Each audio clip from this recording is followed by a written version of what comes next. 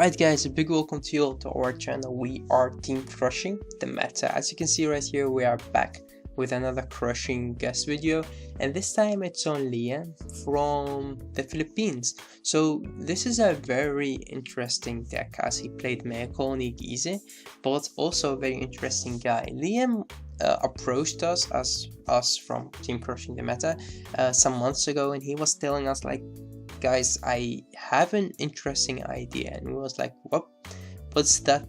What is that interesting idea? And he was like, I have created a new GYze deck. It's a Megacolony GYze and it works great. And I was telling him, wait a second, I have just the right guy for this kind of topic. And we talked, as in three of us, D-Boy, me, as in Hartayawi, Liam, and Chris Flores, which was our teammate who helped us, or who played with us in the Bushra Championships in 2018, the team tournament, the one that we won. And we were talking a little bit about the deck, and Liam had some crazy ideas, and we thought, well, that could work great in theory, but would it work in real life and different situations? And he was like, yep, it does. And we were going crazy, and we thought that this guy is incredibly stupid, or he's incredibly genius. And Liam was a genius. Liam created the deck that could work in different situations against the format, and I enjoyed much talking to him and hearing his thoughts. Also, he was crazy about Megacolony the same way that I'm crazy about Spike Brothers, and I always like these kind of rogue decks, but with GYze. So yeah, that's just incredible. So let's go through this video and talk a little bit about the deck, talk a little bit about him and his thoughts. First, from the top 8, it's of course the premium tournament, as we talked about GYze. So first place was Gredora GYze by Liam himself, second place was GYze, third was also GYze.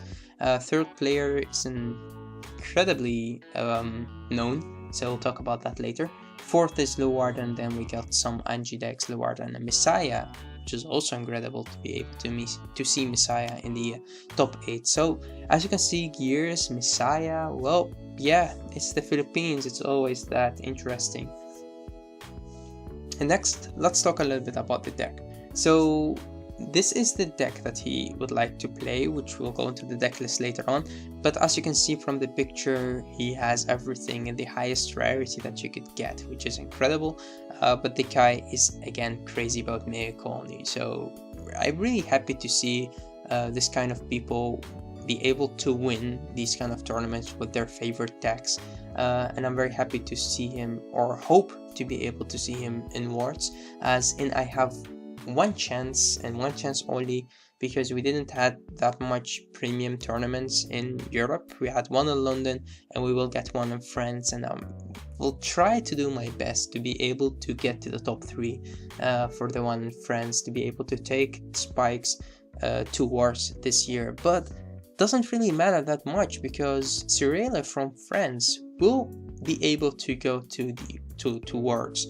So that's incredible as well. I'm very happy that he was able to win the tournament, and I'm also really hoping to be able to see Living Proof do well as well. I don't know if he has a chance or not to play more premium tournaments in the USA, let's say. We will wait and see. So enough about that, let's talk about the deck list. As you can see right here, he played an interesting deck with an interesting deck list. So going to the grade 3s, of course we have Gredora. He had different thoughts, and I think if you really want to go too deep into the deck list, you could PM him on Facebook and ask him, because he will be able to answer all of your questions, and I will be able to answer some of your questions, as I'm not an expert on Megacolony, but at the same time he is the expert and he was the one who created the deck. So definitely, if you have some questions, you could always contact him. And if you're on Facebook, it's really easy, you could just click his name, because I will definitely add or tag him in this video. But again, Gredora, he had to choose between Gredora and in my opinion, you could go Gredora or go to the original Dark Phase. But in the most situations, Gredora would be the one which will give you the most advantage and the most control, as it shall give you the column lock. She could give you the counter charge, so she will manage and balance your deck, especially if you run 4 fucking copies of Octorandus. At the same time, you could run some other grade 3s that have protect marker, or you could run the original Dark Phase, as he is a meta crusher, of course, because of his GB2 skill. Again, we see the newer Dark Phase rather as a secondary grade 3. Again, you could ask him yourself if you want to know the reasons, but I think that it's a good backup grade 3, and normally you would stay on him 1 turn because you will get into Gredora eventually, so it's not that bad. We see 4 copies of Hercules. This is a very interesting grade 2, as your opponent will try their best not to let him hit. So that's also the reason why you play him. You want to keep pressure on your opponent, but at the same time you want your opponent to guard every attack that you make, so that you just deplete their hand, because if you put them at 1 damage, that's perfect. You don't want to put them at more than 1 damage. But also you could see that he plays the 8 crits, so the deck is not that harmless as you think. Liam could just control the base of the game using this deck, because he also plays this much crits, and also the crits has more defensive value, as in you have overwhelm to draw your cards if needed. Then we see the grade 3 searcher as in Mentence, as in the grade 2 lineup.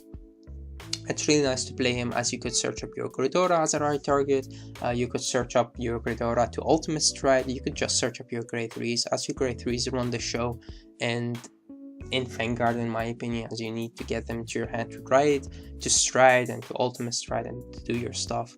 And then we see 3 copies of the, let's say, Dark Phase grade 2 right there. That's a very interesting card, as sometimes you want to attack into your opponent but not do them damage, and when you ride or call into that card, of course, you are able to show your opponent a Dark Phase from your hand, and otherwise it will lose in 5k. But in your opponent's turn, it will return to the 10k base that he is. So he's a good defensive card. At the same time, while attacking, you could leave him at 5k and you will not get power from your triggers, and you don't have to give them to the Vanguard. So in the most situations, you could just attack into your Vanguard, your opponent's Vanguard, if they don't have rear guards, and just get the drive check but not do them damage. So it's perfect for a Kize deck. We also see 2 of these stun grade 2s right there. Well, why not? They do help out to just shut your opponent's field down, and sometimes also your opponent has a rear guard on the column that you'll lock with Gredora, so you could still try to keep that rear guard shut down. Then 4 copies of the Stride Follower, as he does help out to search your Gredora, and you do help using him to stride, but most situations to get your Gredora to your hand if needed, and to get her for the ultimate stride. Then we got the grade 1, grade 3 searcher. Why not? It's a good right target, and at the same time he does give you the cards that you need. 3 copies of Queen, she is 15k shield, so why not? 2 of the Cray Elementals, they are incredible, they do help out in a lot of matchups, and they do shut some decks down. And then for the PGs, we see 2 grade 1 PG and 2 draw PGs. I think that he could run any grade 1 PG that he likes, but it's his personal choice. And for the draws, play only 4, so 2 draw PGs just because you want to play all 4, and then 2 of the Marvel clone, as both this draw from the G era and the draw before or in the V series, let's say, have the same amount of shield, and the power that they give, that doesn't really matter because it's a Gize anyway, you don't get the power, and this draw do get the opportunity or do get the skill to go into the soul if needed. For the crits, he plays only 2 of the G era crits that could go back to your deck and stun a Rearguard if needed, which is good. You could put them back The only downside to these crits is that they have 5k less shield, but that's alright. And then we see 4 copies of the new heal, as it is good in the early game, and at the same time you could G-guard with it or just put it out there as a 20k shield. For the strides, of course we have GYze as the starter and as a stride, but we got the Suros Dragons. Of course we got Soa, as you could go into him if needed, but normally you win with GYze in this deck. 4 copies of fucking Optirundus. The card is incredible, and again, this is one of the reasons that Liam wanted to play this deck, is because of Optirundus. And Optirundus with Gredora is overkill, but Gredora do give you the chance to go into Optirundus as she give you the counter charge. So that's amazing, and most people would like to rush you, but when you will be able to go to Optirundus, you will just try to just balance the game right there, slow it down, and then you could always go into GYze to win. And then we see 3 copies of Overwhelm. In his opinion, and also my opinion, it is the best stride in Megacolony, as she help in different ways.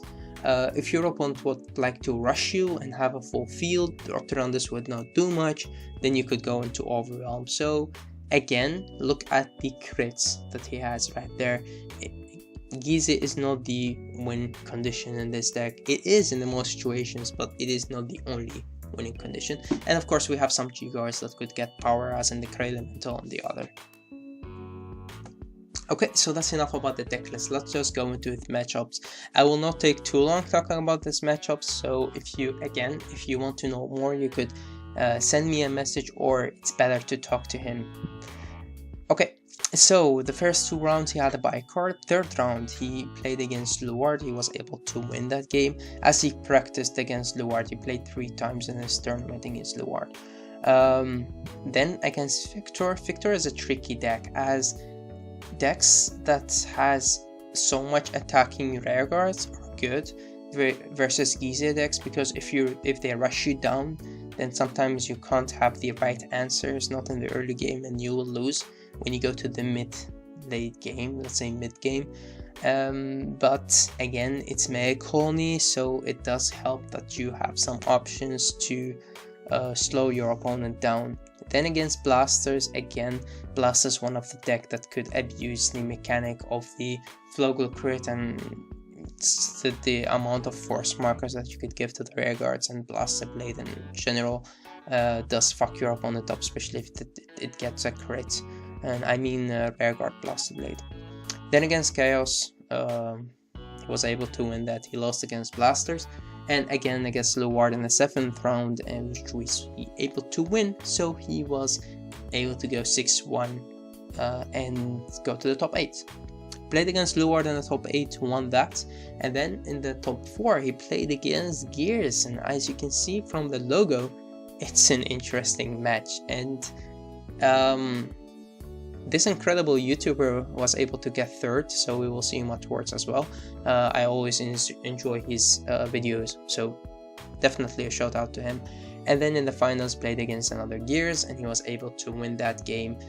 In the top 4, that was a very hard matchup, and it was very close, and I think that they could explain it better than I would, but let's say that our guy Liam was a little bit lucky to be able to win that game.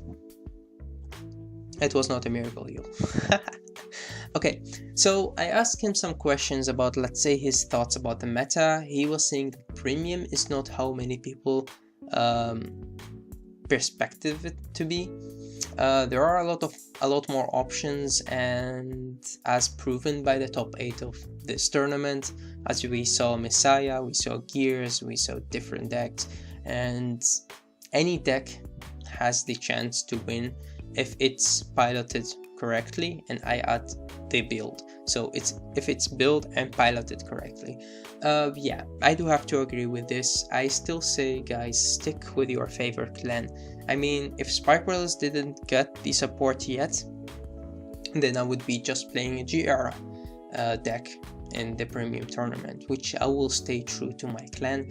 And I hope that everybody has like one or two favorite clans that he'd like to play, and not be a meta slut and just play meta decks, because the reason why we see so much Oracle Think Tank tops, or so much Lure tops, or so much this or that, is because not only that the deck is very strong, but because when a deck wins a tournament, a lot of players try to copy the playstyle, copy the deck list, and play it.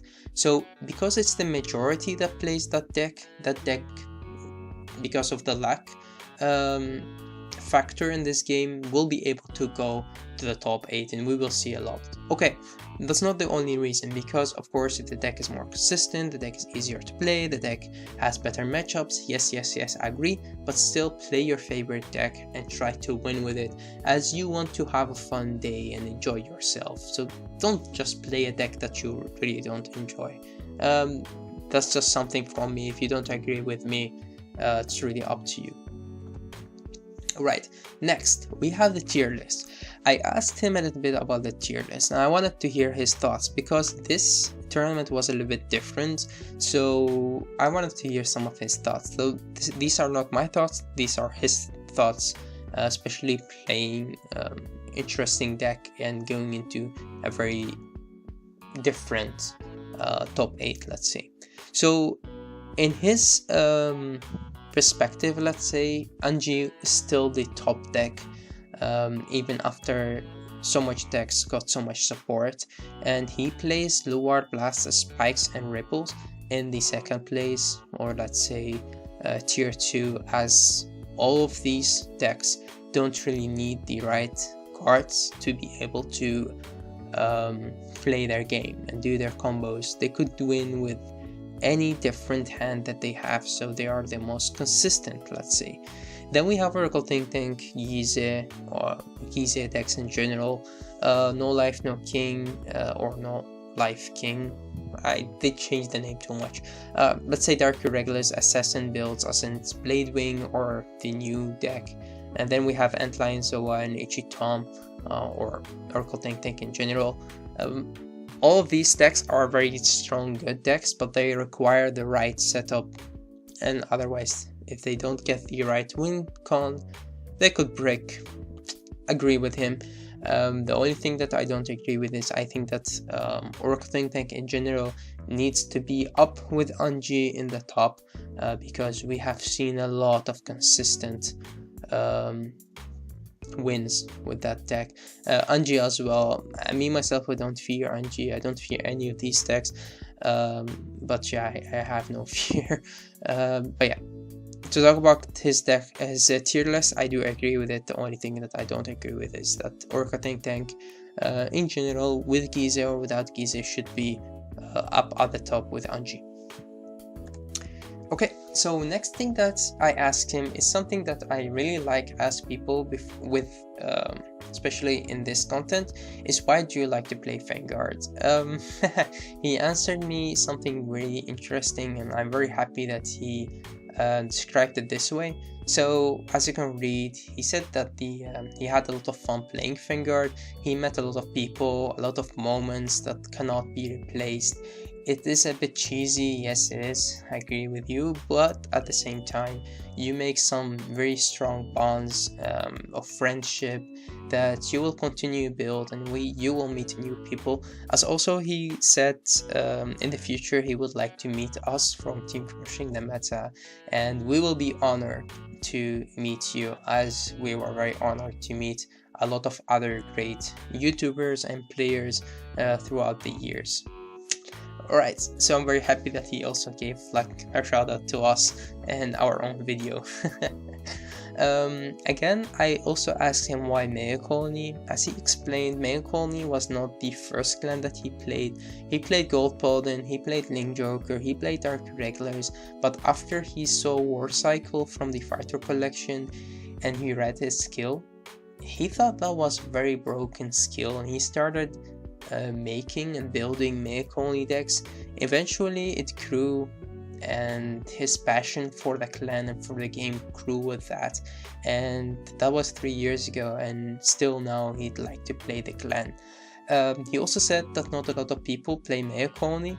This is the same statement that I would give if people ask me about spike rulers.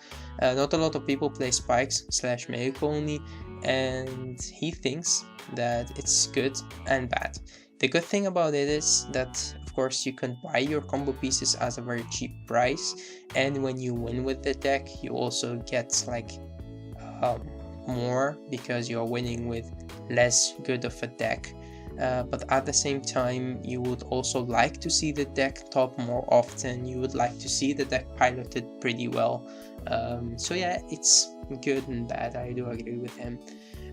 Also, he said that he would definitely pick Megacolony any day of the week, even if the support isn't good. Yep, the same for me for spikes, and the same with a lot of people with their decks. Sometimes you have like a bond with your deck, and only a player that knows what that means could understand what I'm saying. And that's actually it for me for this video. We will see more from Liam, and that's because Solemn Vanguard will also like to do a kind of interview with him on the deck and on his take from Megacolony. So we definitely watch that video as well. Maybe we will share it on Team Crushing the Meta Facebook page as well, or Facebook group. It's more of a group than a page. Oh, if you didn't check our Facebook group yet, you could definitely go to that and check it out. Also, remember to go to the YouTube channel, subscribe to our channel. Also, click on the button right beside the subscription button, because that's when you will see when we upload a new video, and you'll be the first to check it out as well. So try it out, you will not lose anything. So yeah, that's it. Thanks for watching, guys, and stay tuned for more Crushing the Meta. Till next time.